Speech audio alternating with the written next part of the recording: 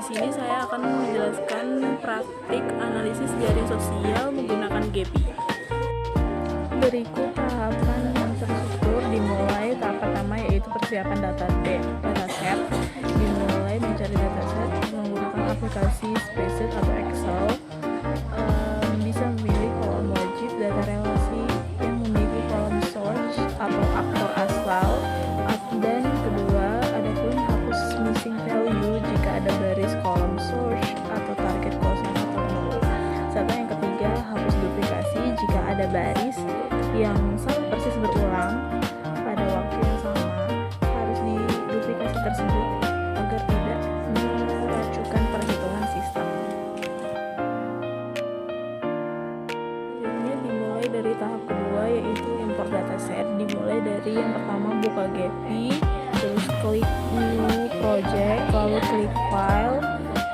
Di file tersebut import spreadsheet atau pilih file dataset yang telah dibersihkan tadi. Kemudian dikonfigurasikan panel pengatur import, yaitu import as, pilih edges table. Terus yang kedua separator atau pilih koma untuk CSV atau tab space dataset.txt. Lalu yang selanjutnya chartsheet atau pilih UTF-8. Lalu yang keempat, pada jendela import report atur graph type, pilih direct atau graphnya yang berarah. Kemudian workspace, pilih append to existing workspace. Lalu selanjutnya kita masuk ke tahap ketiga.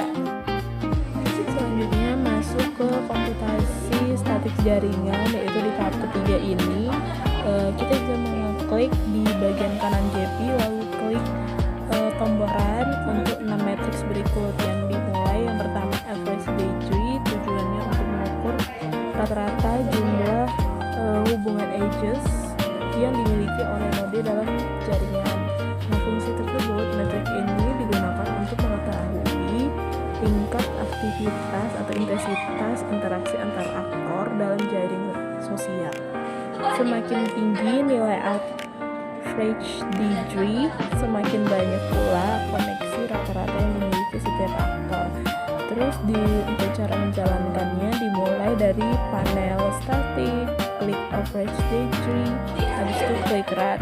Nah, di interpretasinya, kalau nilai tinggi itu jaringan aktif yang memiliki interaksi yang relatif lebih banyak, sedangkan nilai rendah itu jaringan yang memiliki sedikit hubungan langsung antar aktor.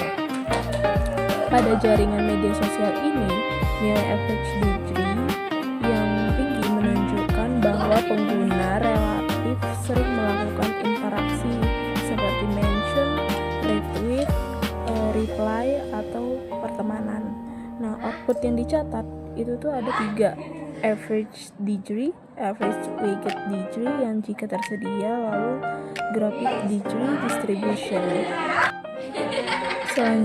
Selanjutnya di tahap kedua ada graphic density kepadatan jaringan. Tujuannya untuk mengukur tingkat kepadatan hubungan yang terbentuk dan dibandingkan dengan seluruh kemungkinan hubungan yang dapat terjadi dalam jaringan. Fungsi tersebut menunjukkan apakah jaringan bersifat padat, dense atau renggang, sparse.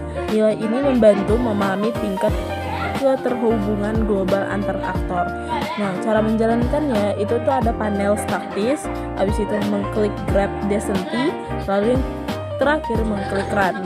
Nah, interpretasinya tersebut itu tuh ada 3, mendekati 0 yang mana jaringan sangat renggang, spacer network. Lalu yang kedua ada 0,10 sampai 0,30 yang mana kepadatan itu sedang. Lalu yang terakhir ada mendekati 1, hampir seluruh node saling terhubung. Nah, pada jaringan media sosial berskala besar, nilai density itu umumnya sangat kecil karena tidak semua pengguna saling berinteraksi. Nah, buat output yang dicatat itu adalah nilai graphic density. Lalu ada ketiga yang namanya network diameter, yang mana efisiensi penyebaran informasi. Tujuan ini mengukur efisiensi penyebaran informasi berdasarkan jarak antar aktor dalam suatu jaringan. Nah, fungsi tersebut perhitungan ini menghasilkan beberapa metrik penting yang menggambarkan struktur jalur komunikasi dalam jaringan. Cara menjalankannya sama seperti sebelumnya, tapi ada perbedaan. Yang pertama itu ada panel statis, click network, diameter, lalu click run. Interpretasinya itu ada network diameter, average path length, radius, bandwidth centrality, closeness centrality. Semakin kecil diameter dan average path length-nya, semakin cepat pula informasi dapat menyebar dalam jaringan. Nah, output yang dicatat itu ada sekitar 5 atau 6 yang dimulai dari network diameter, lalu average path length, radius, bandwidth centrality, serta closeness centrality. Yang keempat, ada modularity, struktur komunitas. Tujuan tersebut itu mengidentifikasi kelompok atau community yang terbentuk berdasarkan pola hubungan antar aktor.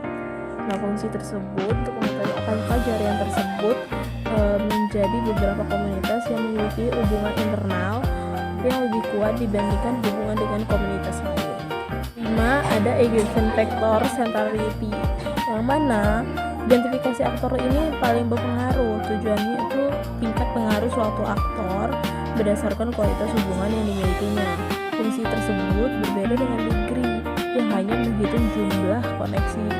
Eigenvector centrality itu mempertimbangkan apakah suatu node itu terhubung dengan node-node lainnya. Yang keenam yang namanya itu page range, identifikasi aktor paling penting. Tujuannya itu untuk mengukur kepentingan suatu aktor berdasarkan jumlah dan kualitas hubungan yang dimilikinya, sehingga dapat mengidentifikasikan aktor yang memiliki posisi paling strategis dalam jaringan. Nah, fungsi tersebut itu ada page range yang digunakan untuk menentukan tingkat kepentingan relatif setiap aktor di dalam sebuah jaringan. Berbeda dengan degree centrality yang hanya menghitung jumlah kepadatan atau jumlah hubungan. Page range juga mempertimbangkan tingkat kepentingan aktor-aktor terhubung lainnya. Oleh karena itu, aktor yang terhubung dengan banyak aktor penting akan memperoleh nilai page range yang lebih tinggi.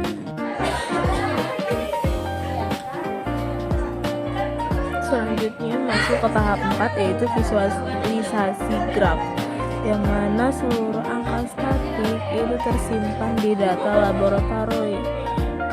Melakukan penataan graf, yang pertama ada layout. Pada panel layout ini ada force across, yaitu jaringan kecil menengah. Lalu kita bisa klik run, tunggu hingga pergerakan graf itu stabil membentuk formasi. Lalu klik stop. Lalu yang kedua ada average. Panel average ini ada di kiri atas. Kita bisa klik pilih nodes, klik icon palette color, lalu participation, pilih atribut modularity class, lalu klik apply. Lalu yang ketiga ada appraise. Nah, panel appraise ini bergradasi size, pilih tab ranking, habis itu pilih atribut eigenvector centrality. Habis itu bisa atur min size 10 dan maksimal size-nya itu 60. Lalu bisa diklik apply. Lalu yang keempat ada export. Klik tab review, centang show labels, sesuaikan ukuran font agar terbaca. Klik refresh, or klik font atau SVG or PDF or PNG untuk menyimpan hasil visualisasi. Selanjutnya ada pun tahap kelima, yaitu analisis struktur jaringan sosial menggunakan fitur GP. Dimulai yang pertama mengidentifikasi aktor sentral. Menurut node ada degree, bandwidth, closeness, eigenvector, page range. Terus membuat tabel, ada ranking, node, average degree, graph density, network diameter, modularity, eigenvector, sama page range. Nah, di sini tuh ada aja yang menjelaskan siapa aktor yang paling populer, terus siapa broker informasi, siapa influencer, terus apakah semuanya merupakan aktor yang sama atau berbeda. Lalu yang kedua ada analisis giant komponen. Nah, di sini tuh ada filter, ya, filternya itu ada dua, ada topologi dan giant komponen. Nanti membandingkan graf yang asli dengan graf komponen. Nah, kemudian menjelaskan jaringan didominasi suatu komponen besar. Lalu apakah terdapat banyak komponen kecil? Lalu yang ketiga ada analisis Digeri range, yaitu dengan 2 filter juga, topologi dan Digeri range. Misalnya Digeri itu lebih besar dari 10. Lalu kita amati node penting dan perubahan struktur graf. Lalu yang keempat ada analisis komunitas, yaitu attributes dan partition. Lalu yang terakhir ada modality class. Lalu amati setiap komunitas secara terpisah. Lalu yang kelima ada namanya ego network. Yang ini ada 2 juga, yaitu yang pertama ada topologi serta ego network. Yang kita pilih salah satunya influencer, melihat jaringan lokalnya, lalu menjelaskan hubungan antar anggota. Serta yang keenam perbandingan sebelum dan sesudah di filter, yaitu ada 3, tampilan graf awal, graf sesudah filter, serta jelaskan perubahan apa yang terjadi. Tahap ke-6 yaitu interpretasi hasil analisis, dimulai dari rangkaian statistik. Lalu yang kedua interpretasi karakteristik jaringan, itu tuh ada average degree, drive density, terus network diameter, modularity, dan agent factory, sama patch range. Lalu yang ketiga ada interpretasi aktor sentra, gunakan hasil tahap 5 yaitu top average degree, top grade density, top network diameter, top modularity, top agent factor, sama top patch range. Nah, ulasannya itu ada aktor populer, aktor penghubung, influencer, serta aktor strategis. Lalu yang keempat interpretasi komunitas, yaitu menggunakan modality class, serta warna graph. Lalu yang kelima interpretasi visualisasi, dimulai dari bentuk graf, terus tingkat sentralisasi, lalu hubungan antar komunitas, node feed, node bridge. Sekian dan terima kasih dari hasil presentasi saya akhiri. Wassalamualaikum warahmatullahi wabarakatuh.